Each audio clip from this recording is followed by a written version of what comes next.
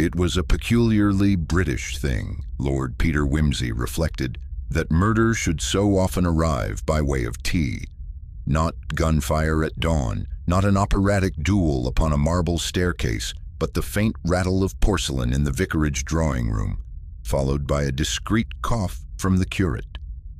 "Most irregular," said the Archdeacon of Fritton-on-Sea, attempting to balance a Bath Oliver upon his saucer. "Positively indecent. A nun, my dear sir, is expected to expire of devotion, not strangulation." Wimsey, cross-legged in a hideous wicker chair that looked like an escaped lobster pot, raised a languid brow. "My dear Archdeacon, nuns, being but human, are quite as liable to asphyxiation as the rest of us. The remarkable thing is not that she was murdered, but that she was once, if I have the story correctly, a performer of what the Americans so delicately term the exotic dance." The Archdeacon coughed again, and this time his Bath Oliver broke neatly in two. The Reverend Mr. Treadgold, a thin, indignant man, whose Adam's apple seemed perpetually at risk of escaping, whispered in tones of scandalized awe, "Mother Magdalene, formerly Miss Cora Vavasour of the Alhambra Theatre, London, converted in 21, took the veil in 23, and since then the very soul of chastity and discipline. Until last night. Strangled in her cell," added the Archdeacon gravely. "The lay sister found her at matins, rosary still clasped in her hand." Wimsey sighed as though reflecting on the tragic mortality of Bath Olivers. "Fascinating," he murmured. "A woman who exchanged sequins for sackcloth and still contrived to collect enemies. Do we know whether she was in the habit," he allowed the pun to float gently in the air, "of locking her door?"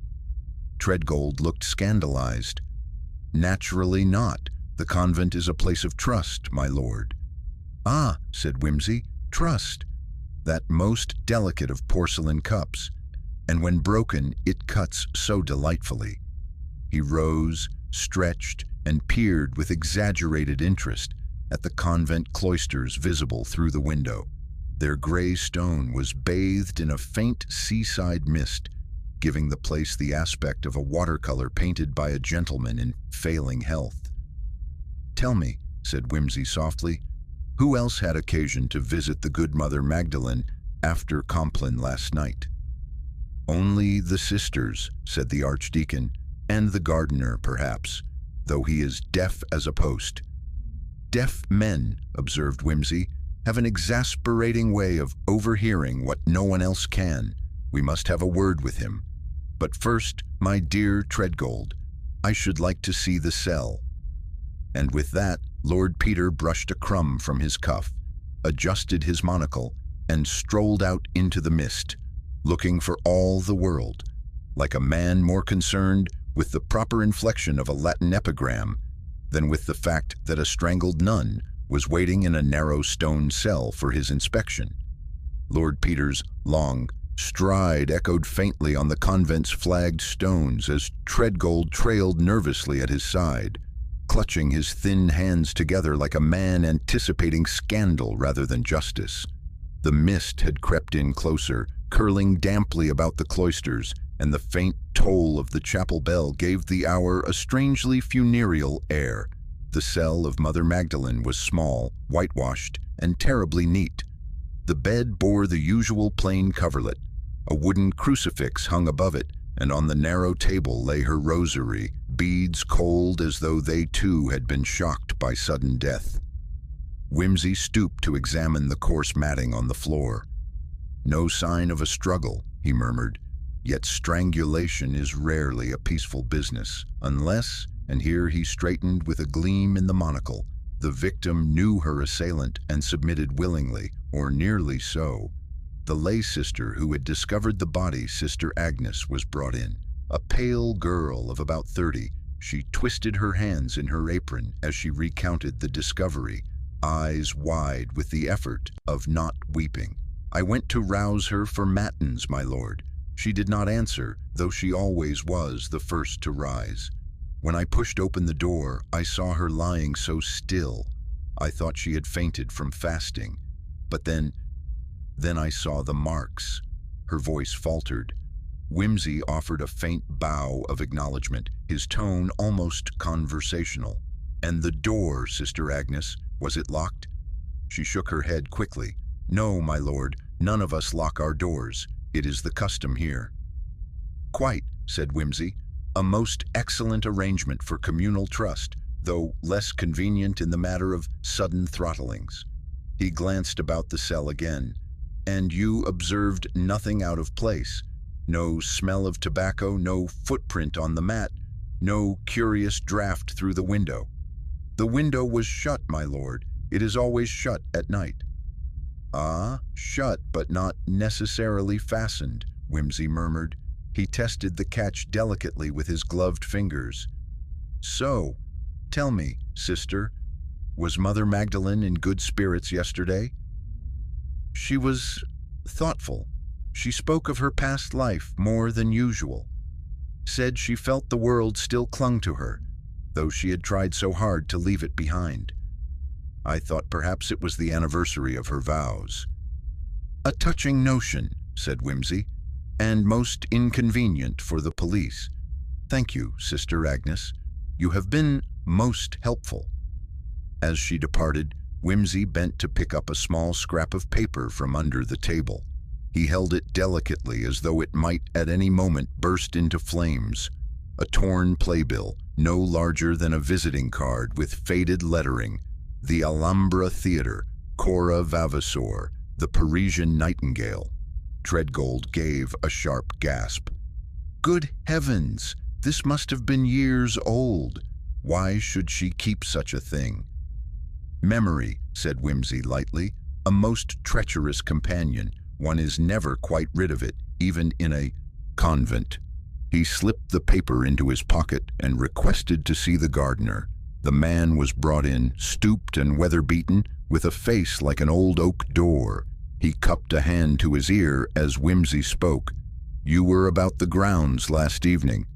"Aye, my lord, till Compline. Then I went to me shed. Heard the bell, I did." "Ah, bells. Most trustworthy, if somewhat indiscreet." Whimsy leaned closer. "Did you see aught unusual? A shadow, perhaps? A light where none ought to be?" The gardener frowned. "Maybe I saw someone going across the cloister after the bell. Thought it were Sister Catherine, but—" "But," prompted Whimsy. "Well, she walked uncommon light for Sister Catherine. More like a lass in her prime." Whimsy's eyes gleamed. "My dear fellow, you have the ears of an angel and the eyes of a falcon. Pray say nothing of this to anyone else. Silence is, as the good book tells us, golden." When the man had gone, Treadgold burst out, "But surely, Lord Peter, you don't imagine—" "My dear Treadgold," Whimsy interrupted cheerfully, "I imagine nothing. I merely collect. One must first assemble the puzzle pieces before one may attempt to jam them together in some kind of resemblance to the Archdeacon's jigsaw of Canterbury Cathedral. I am merely wondering why a woman who had renounced the world should still keep a playbill beneath her table. That, and why a cloister echoes more for some feet than for others." He twirled his monocle thoughtfully, the faintest smile playing about his lips. "Let us speak next with Sister Catherine, shall we?" Sister Catherine received them in the cloister parlor, her large hands folded neatly upon her lap.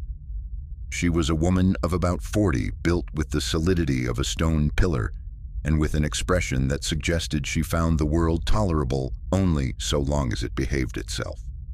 Whimsy, who had a keen sense for temperament, noted the rigid set of her shoulders and the faint disdain with which she acknowledged his bow. "You wish to speak with me, my lord?" Her voice had the clipped firmness of a schoolmistress who tolerates no giggling. "If it would not be too great a sacrilege, yes," said Whimsy. "We are all so very distressed by the sad occurrence of last night, and naturally, the police, being men of unimaginative habits, will expect to discover some perfectly obvious explanation. They are apt to fix upon the first plausible person they encounter. which is awkward because it generally turns out to be the wrong one. Sister Catherine stiffened slightly. You mean they suspect me? My dear lady, I mean only that your name has been mentioned. Suspicion, like influenza, is no respecter of persons. You were observed, it seems, crossing the cloister at a time when most good nuns were asleep. Her face flushed. I was restless. I suffer from the rheumatism, and I sometimes walk to ease it. I had no thought of disturbing anyone. Quite so, a most reasonable habit, said Wimsey blandly. And may I inquire whether you encountered Mother Magdalene on your perambulations? No, she said sharply, then after a pause, though I passed her door. I heard no sound. Wimsey tilted his head. Interesting. And what do you make of her death, Sister Catherine? Had she enemies even here? The nun hesitated. Mother Magdalene was not universally beloved. She had a manner, worldly still. Some thought her pride had not quite been mortified. She could be severe. Indeed, murmured Wimsey, the severity of those who repent often exceeds that of those who never had much to repent of. It is the eternal struggle between memory and penitence. And you, sister, did you find her severe? I obeyed her as I must, Catherine replied, her jaw tightening. I did not always find her manner gentle, but I bore it. We are called to humility. Humility, Wimsey repeated softly, is such a slippery virtue, don't you think? It resembles a bar of soap, most difficult to hold, and always inclined to leap into unexpected places. He smiled suddenly. And pray tell me, sister, did you ever see her receive letters or visitors? The nun's lips compressed. Once or twice, yes. She corresponded with a woman in London, an old acquaintance, I believe, but our rule forbids idle chatter about such matters. How admirably you observe it, said Wimsey gravely. Thank you, Sister Catherine. I am vastly obliged. As they left the parlor, Treadgold whispered anxiously, Surely you cannot think her guilty, Wimsey. The very idea is monstrous. My dear Treadgold, said Wimsey, adjusting his hat against the chill mist, I think nothing. I merely observe that she had both the opportunity and perhaps a certain weary irritation with the late Mother Magdalene. Still, opportunity and irritation do not quite amount to murder. One needs that subtle chemical known as motive. Treadgold shuddered. What possible motive could a nun have? Ah, said Wimsey, his eyes glinting. What possible motive could a stripper have to become a nun? You see, the world is far more diverting when one does not ask the questions in the order expected. They were joined at that moment by the Archdeacon, looking more flustered than before. My lord, he exclaimed, Inspector Pym of the County Constabulary has arrived. He declares the case plain as day. He means to arrest Sister Catherine forthwith. Wimsey smiled thinly. Admirable. Nothing so comforting to an inspector as a culprit ready to hand. Let us hear his reasons, by all means. I have a childish passion for fairy tales.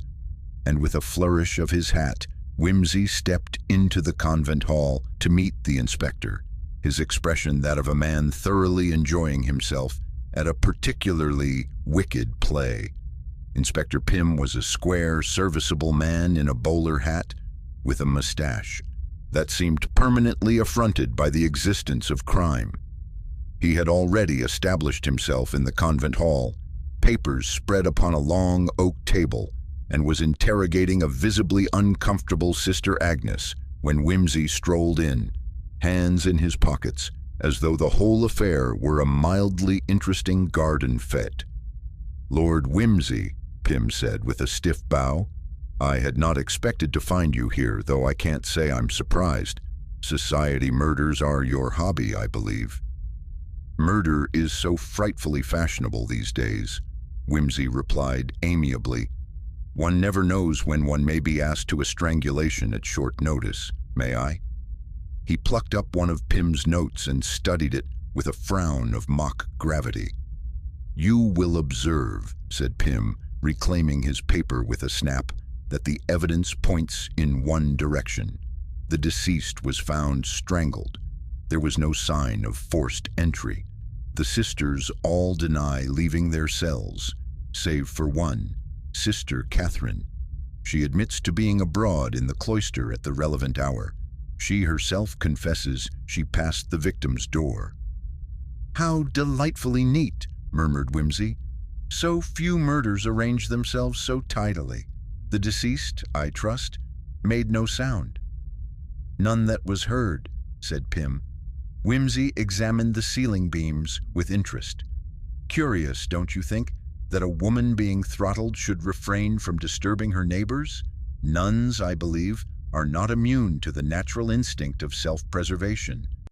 "She may have been taken by surprise," Pym said shortly. "Indeed, or perhaps she was persuaded, beforehand, that silence was preferable." Whimsy dropped into a chair, crossing one knee over the other. "Tell me, Inspector, have you examined the window?" "The window? It was shut." "Shut, yes. But was it fastened?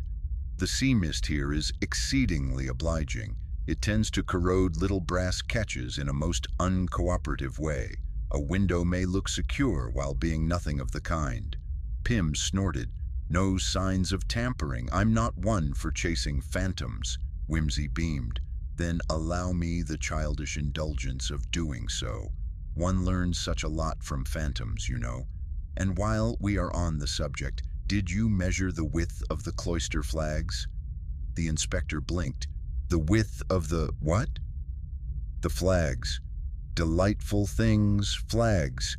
They record footsteps most faithfully. I was merely wondering how many steps a lady of average height would require to cross the cloister.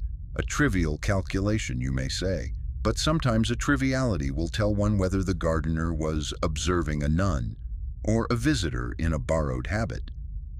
The archdeacon, standing by like a man awaiting bad news from a dentist, cleared his throat uneasily. "My lord, surely you don't suggest some outsider crept in dressed as a nun? It sounds positively melodramatic."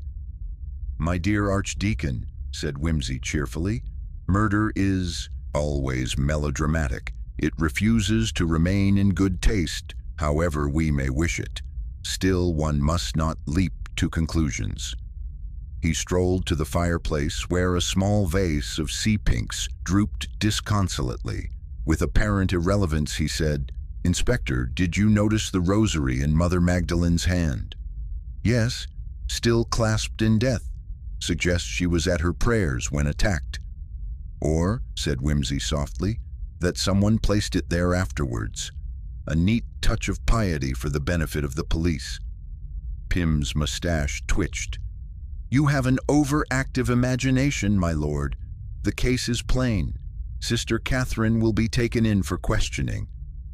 Whimsy sighed, examining the wilting flowers. "How unromantic of me to desire only the truth. Still, before you clap irons upon a poor lady with rheumatism, might I beg the indulgence of a few small inquiries, merely for my own idle curiosity?" Pym looked as though he had swallowed a wasp. "So long as you don't interfere with the course of justice." "Interfere," said Whimsy airily. "Never. I shall merely wander about, looking at curtains, clocks, and carpets, the sort of things no self-respecting inspector would demean himself with. And if I happen to stumble across some little detail, why, I shall consider it a happy accident." With that, he replaced his monocle, humming under his breath a bar from a madrigal, and drifted toward the cloister again, leaving Pym glowering behind him. Treadgold followed, wringing his hands. "My lord, you will make him furious." "Excellent," said Whimsy. "A furious policeman is like a furious terrier. He digs most energetically, even if at the wrong rabbit hole. Meanwhile, we may pursue our own little trail." And with a sudden, almost boyish chuckle, Whimsy bent to examine the groove worn smooth in the cloister stone where generations of feet had passed, his eyes bright with the amusement of a man on the scent of something deliciously out of place. The convent clock struck the hour with a hollow clang, and Whimsy, standing in the cloister, appeared to count each stroke upon his fingers. He then produced a small notebook and scribbled something that made Treadgold lean forward anxiously. "You are making notes, my lord." "Merely an idle arithmetic," said Whimsy. "A matter of bells, footsteps, and the capriciousness of human digestion. Tell me, Treadgold, do the sisters dine heavily at supper?" "On Fridays, only bread and broth," said the curate, blinking. "Then I fancy their steps afterward would be sprightlier than after a good roast of mutton. It is curious how a diet of bread makes one restless." Whimsy snapped the notebook shut. "Now, let us reconstruct last night. At what hour was Compline finished?" 8:30, Treadgold replied promptly. "Good, and the gardener swears he saw a figure crossing the cloister shortly after. Call it 8:45, perhaps. Mother Magdalene was discovered at matins. What hour?" 4:00, said Treadgold. "Then the death must have occurred between 9 in the evening and 4 in the morning. A long interval in which to mislay a life. We must narrow it." He wandered back into the cell where Sister Agnes had reluctantly returned to assist. Whimsy, without looking at her, asked, "What time did you extinguish the lamps last night?" "Soon after Compline, my lord. At 9, perhaps." "And did you notice whether Mother Magdalene's lamp burned later than the rest?" Agnes frowned. "Now you speak of it, I thought I saw a glimmer under her door about 10. But I was so weary, I may have dreamed it."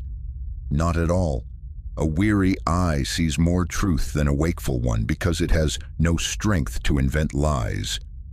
Whimsy bent to the floor again, running a finger along the matting. "Observe, Treadgold, the lamp must have been lit at 10, but when we found her, it was cold. Oil lamps, when full, will burn nearly 4 hours. Therefore, it cannot have been extinguished by chance. It was turned down deliberately or smashed in the struggle, but there is no sign of smashing." "Then someone turned it down," whispered Agnes. "Precisely." Whimsy straightened. "And why should a murderer trouble to put out a lamp, unless he did not wish his own face to be recognized?" They were interrupted by Inspector Pym, stomping in with evident impatience. "My lord, I've just been questioning the sisters again. Catherine cannot account for half an hour of her time. She's our woman. I'll wager a sovereign on it." Whimsy smiled faintly. "Dear me, Inspector, gambling on the guilt of a nun. How very daring of you." He tapped the window catch with his cane. "Tell me, at what hour did the tide turn last night?" "The tide?" Pym glared. "What the devil has that to do with murder?" "Only this," said Whimsy mildly. "At low tide, the convent grounds are remarkably easy to approach from the shore. A fellow with stout boots could reach the cloister wall without ever troubling the front gate." Pym looked unconvinced. "We've found no footprints." "Sea mist," said Whimsy, "washes away most inconvenient things. Still, one must allow for possibilities. I should dearly love to measure the distance from the beach to the cloister door, and perhaps the time it takes to walk it." "You can measure distances till doomsday," snapped Pym. "I'll have Sister Catherine in custody by nightfall." "Capital," said Whimsy cheerfully. "Meanwhile, I shall amuse myself with flags, lamps, and tides. If I should happen to trip over something useful, I shall endeavor not to keep it from you." And with that, he took himself outside, Treadgold hurrying after him like a nervous shadow. Whimsy set off briskly toward the garden gate, consulting his watch as he went. At the wall he paused, listening to the distant hiss of the sea.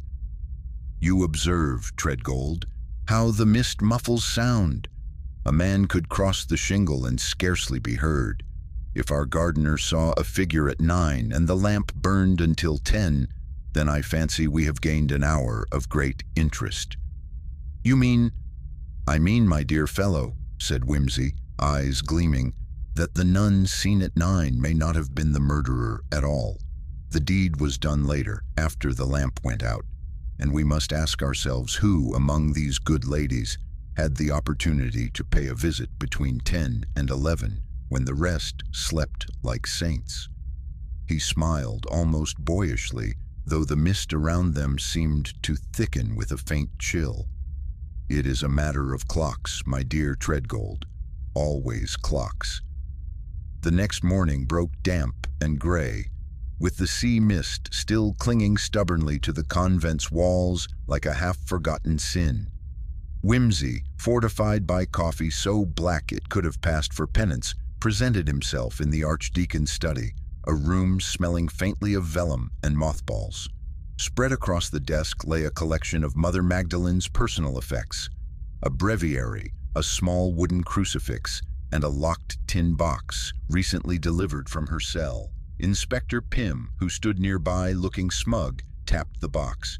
"We forced it open an hour ago. Nothing but letters, all addressed from London, from a certain Mrs. Judith Travers, an old friend apparently. I'll wager the lady can tell us a few things about our nun's past life."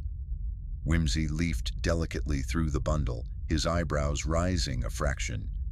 "Mrs. Judith Travers, the widow of a theater manager, if I am not mistaken. Ah, yes, her husband was connected with the Alhambra some years ago. The plot thickens, or rather curdles." Pym gave a grunt. "The letters show Mother Magdalene kept up a correspondence, sent her small sums now and then, out of friendship, no doubt." "Or out of memory," murmured Whimsy. "The sort of memory one cannot quite bury under sackcloth. See here, Treadgold. The handwriting grows more urgent as the months pass. Mrs. Travers seems desperate for her friend's assistance. But the answers, see, they grow colder, less frequent. The good nun was shutting a door, I think, on her former life." The archdeacon looked shocked. "Surely you don't mean to suggest blackmail?" "My dear archdeacon," said Whimsy gently, "the suggestion suggests itself. When an old companion knows more than is convenient, one may find one's vows of silence most inconveniently tested." He tapped the faded playbill still tucked in his pocket. "And yet Mother Magdalene kept this. Why? Not sentimentality, I fancy. Perhaps as a reminder, or perhaps as a warning." At that moment Sister Agnes slipped in, pale with hesitation. "My lord, there is something I had not told before. I was afraid, but perhaps it matters." "Everything matters," said Whimsy cheerfully. "Even the way one stirs one's tea. Pray continue." Agnes twisted her apron. "2 nights ago I passed the laundry and heard voices, Mother Magdalene's and another, not one of ours, a woman's voice. I thought it strange, but you held your peace as any good sister might," Whimsy finished gently. "Quite right. Tell me, did you recognize the other voice?" Agnes shook her head. "Number. But I thought I saw a shadow pass through the garden gate afterward. A tall woman, cloaked. I told myself it was only Sister Catherine, though, Whimsy prompted, Sister Catherine does not walk with a cloak in summer." Agnes nodded miserably. Inspector Pym gave a snort of disbelief. "Fancies. Shadows in mist. The gardener sees a nun. Now this girl sees a ghost. We'll get nowhere chasing vapors." "On the contrary," said Whimsy lightly, "vapors are the very things one must chase. They lead one, more often than not, to something deliciously solid." He closed the tin box with a snap. "We must send for Mrs. Travers. If she was here, or if she had reason to send another, then we have opened the door to a most uncomfortable truth." Later that afternoon, Whimsy and Treadgold took a walk along the shingle, the sea sucking hungrily at the stones. Whimsy flicked a pebble into the surf. "You see, Treadgold, our Mother Magdalene was not merely a nun. She was 2 women at once. Cora Vavasour, the Parisian nightingale, adored in theaters and despised in certain parlors, and Mother Magdalene revered and resented within these walls. That is the difficulty with repentance. It rarely annihilates the past. It merely folds it under the cassock, like a playbill under a table. Treadgold shivered. "And you think her past came here to find her?" "My dear fellow," said Whimsy, "I do not think. I merely note that shadows move in mist, that cloaks conceal faces, and that rosaries may be placed in hands not praying. It is, as always, a matter of time and of timing." He checked his watch, smiled faintly, and added, "I fancy we are about to discover that the lady's vows were not her only secret." By the following evening, the convent had settled into a hush so deep that even the sea seemed reluctant to disturb it. Whimsy, however, was not given to quietude. He prowled the cloister like a lean cat, pausing now and then to peer at some insignificant corner of stonework, as though it held the key to the universe. It was Sister Agnes again, who provided the slip of thread that caught his attention. She approached timidly, her face pale in the lamplight. "My lord," she whispered, "there is something more." "I thought it of no consequence, but—" "Consequences," said Whimsy lightly, "are the very devil to predict. Let us have it." She twisted her hands. "When I found Mother Magdalene, the rosary was in her hand, as I told you, but—" She looked about nervously. "But the crucifix at the end was missing. I thought perhaps it had broken off, though I could not find it." Whimsy's monocle gleamed. "Missing, you say? How very odd! The pious detail becomes less pious when incomplete, and you told no one? I was afraid of being scolded for imagining things, but the chain was rough at the end, as though torn." "Delightful," murmured Whimsy. "A rosary without a crucifix, like a sermon without its text, merely words without salvation." At that moment, Pym strode in, frowning. "You again, sister?" "I trust you're not feeding Lord Whimsy with more fancies." "No fancy, Inspector," said Whimsy, eyes twinkling. "Our late Mother Magdalene appears to have parted company with her crucifix at the crucial moment. One wonders whether it might have been wrenched away in the struggle, or perhaps used, how shall I put it, as a weapon." Pym's mustache bristled. "Nonsense! We've searched her cell top to bottom. Nothing there." "Indeed, which leads one to ask, where is it now?" Whimsy smiled gently. "A small, easily pocketed object, capable, perhaps, of leaving a mark." Pym scowled. "You're chasing shadows again, my lord." "Shadows, yes, but notice how obligingly they lengthen toward evening." Whimsy turned to Sister Agnes. "My dear child, would you be so good as to show me exactly how the rosary lay in her hand?" She mimed the position, fingers curled loosely. Whimsy watched closely, then crouched to the floor. "You see, Treadgold, the hand was relaxed, not clenched. If a woman were being throttled, she would clutch at anything. But this hand had been arranged." Treadgold stared. "Arranged? After death?" "Precisely. And the missing crucifix, my dear fellow, suggests that whoever arranged it had first made use of it, perhaps pressed against the throat or torn away in haste. One cannot strangle a woman silently without leaving one's hands full of awkward evidence. A rosary chain would do admirably, and afterward one could tuck the beads back into her fingers. A very pretty piece of stagecraft." The archdeacon, who had entered just in time to hear this, turned white. "Good heavens! You mean the murderer was one of us? To know so much of our devotions?" "My dear archdeacon," said Whimsy, "murderers are the greatest of liturgists. They know their ceremonies to the last detail. The difficulty is that, like bad curates, they sometimes leave the text unfinished." He rose, dusting off his knees. "We must find that crucifix. It is no longer in the cell. Therefore, it must be in the possession of someone who had reason to hide it. A nun, a visitor, who can say? But when we find it, we shall be very close indeed to our answer." And with that, he turned toward the cloister door, his eyes gleaming with an eagerness that belied his languid tone. "Come, Treadgold, let us see if our gardener's sharp old eyes have noticed a small, shining object where none should be." Lord Peter Wimsey arranged the stage with the meticulousness of a man rehearsing a play whose final act promised nothing less than a denouement of exquisite precision. The cloister was closed to all but a select few: Inspector Pym, the Archdeacon, Treadgold, and, reluctantly, Sister Agnes, who had become something of an uneasy witness to events that seemed beyond the usual realm of monastic quietude. Wimsey paced slowly among the stone pillars, his fingers drumming a quiet rhythm on the cold surface, eyes gleaming behind his monocle.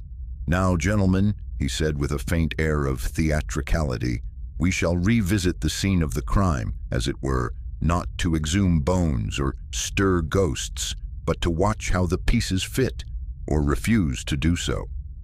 The assembled party watched with a mixture of impatience and curiosity as Wimsey directed Sister Agnes to replicate her discovery of Mother Magdalene's body. She knelt where the body had been found, placing her hands as she had that fateful morning. Wimsey examined the position closely, then rose, holding up a slender silver crucifix, glinting faintly in the flickering candlelight.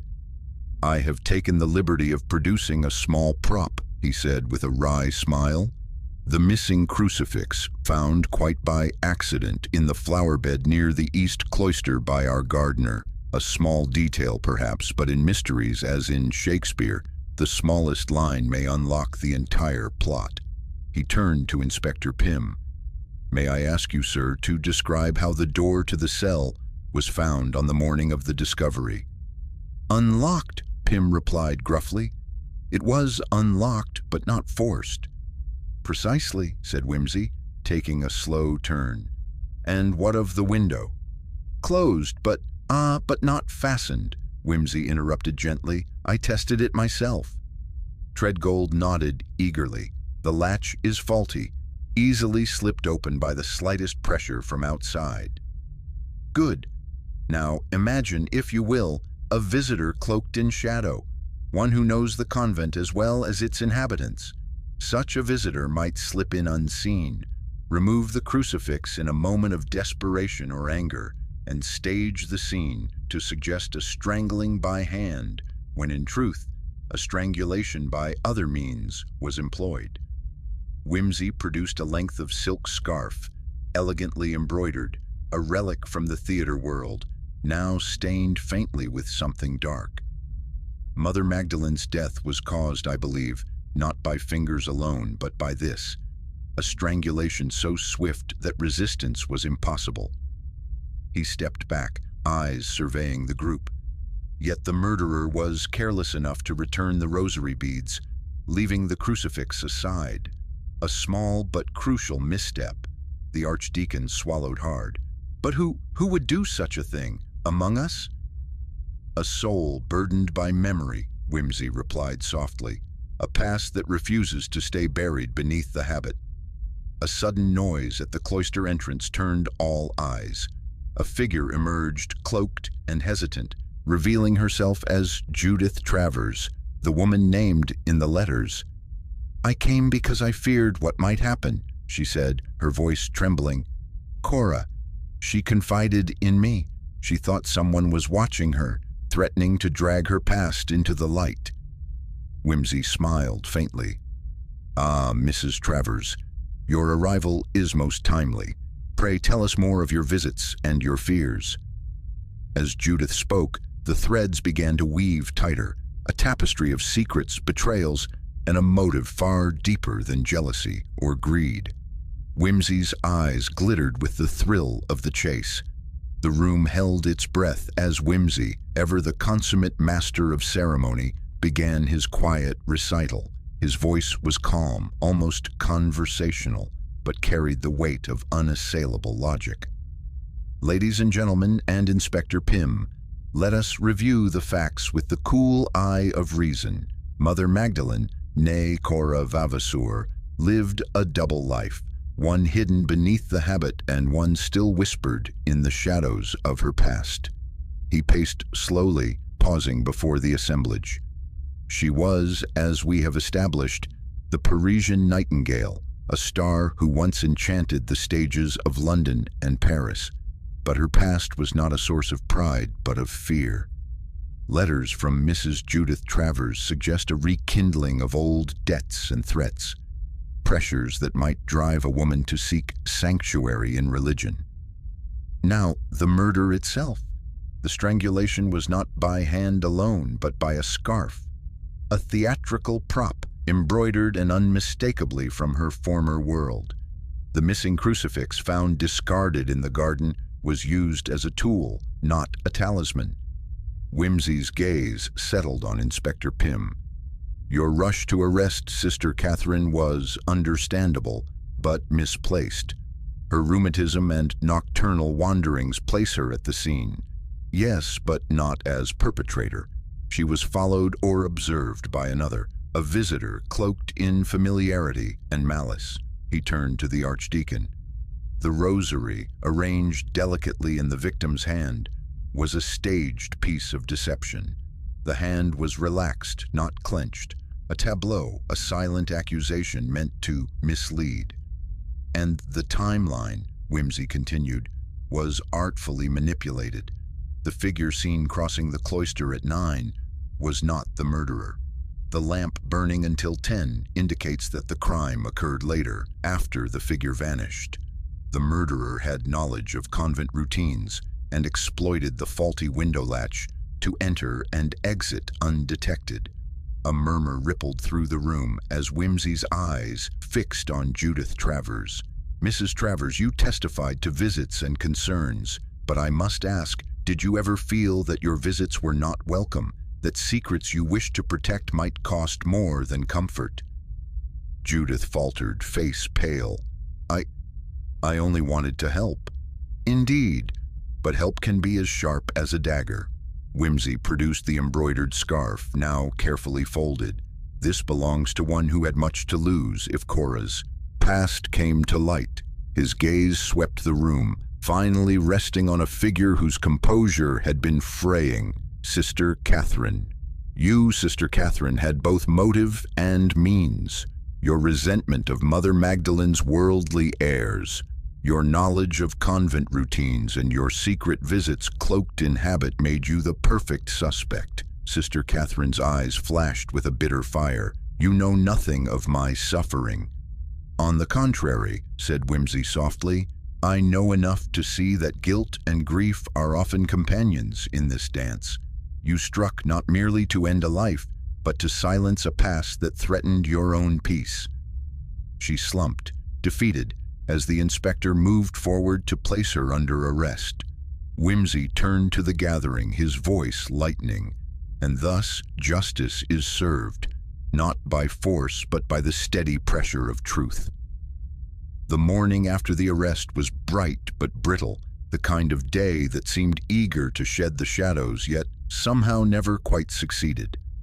The convent's ancient stones caught the pale light with a cool indifference, as if they had witnessed far worse dramas than this latest unraveling. Wimsey stood by the garden gate, adjusting his gloves with that habitual air of genteel detachment. Treadgold hovered nearby, nervously fumbling with his clerical collar, as if the weight of recent events had suddenly pressed upon his usually buoyant spirit. Quite the tangled skein, was it not? Wimsey mused aloud, glancing toward the convent's silhouette etched against the waking sky. One might almost imagine a troupe of players had rehearsed this little tragedy, complete with props and misdirection. Treadgold sighed. I dare say I shall never look at rosaries or cloisters quite the same way again. Wimsey chuckled softly, the sound like the gentle clink of fine china. Ah, but that is the charm of detection, my dear fellow. It persuades us that beneath every sacristy and behind every habit lies a story worth telling, a story sometimes more frail and fallible than the best of us would care to admit. He took a deliberate puff on his cigar, the fragrant smoke curling upward in lazy spirals. I suppose the lesson here is simple. One can change one's name and robes, but not one's nature. Miss Vavasor, pardon, Mother Magdalene, found that out to her cost. Treadgold smiled wanly. And Sister Catherine? She will have her reckoning with conscience and court, no doubt. But for now, let us be grateful that the truth, however uncomfortable, has been brought to light. Wimsey paused, his gaze drifting toward the horizon where the sea met the sky. Justice, like the tide, comes in its own good time, and sometimes it washes away more than just footprints. With a final arch smile, Wimsey turned on his heel. Come, Treadgold, there are other mysteries in the world, and I rather suspect they won't solve themselves, though I confess I shall miss the company of nuns and their whispered secrets. As they strode away, the convent settled once more into silence, the ghosts of its past left to ponder their own quiet reckonings. The weeks that followed brought a measured calm to the coastal village, though the convent's cloisters retained their air of secretive austerity. Rumors softened to whispers and whispers to silence as the rhythm of daily prayers and chores resumed their steady march. Yet the memory of Mother Magdalene's tragic fall lingered like a shadow in the folds of the sea mist.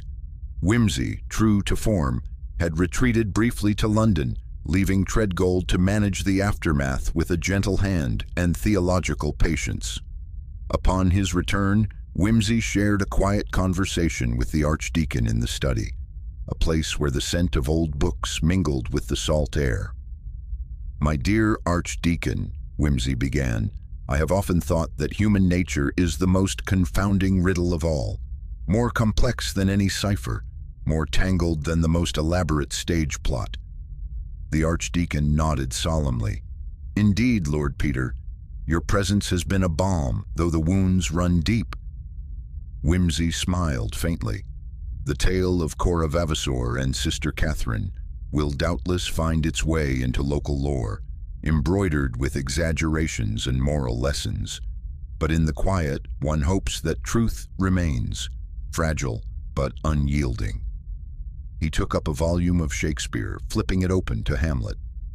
"There are more things in heaven and earth, Horatio, than are dreamt of in your philosophy." I fancy that applies as well to convents as to courtrooms. The Archdeacon chuckled softly. "A fitting end, my lord." As Wimsey prepared to depart once more, he cast one last glance at the solemn walls.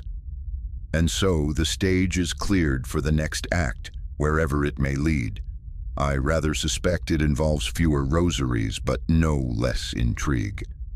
With a final tip of his hat, he stepped into the crisp afternoon light, leaving behind a world momentarily at peace, yet forever marked by the shadows of secrets unveiled.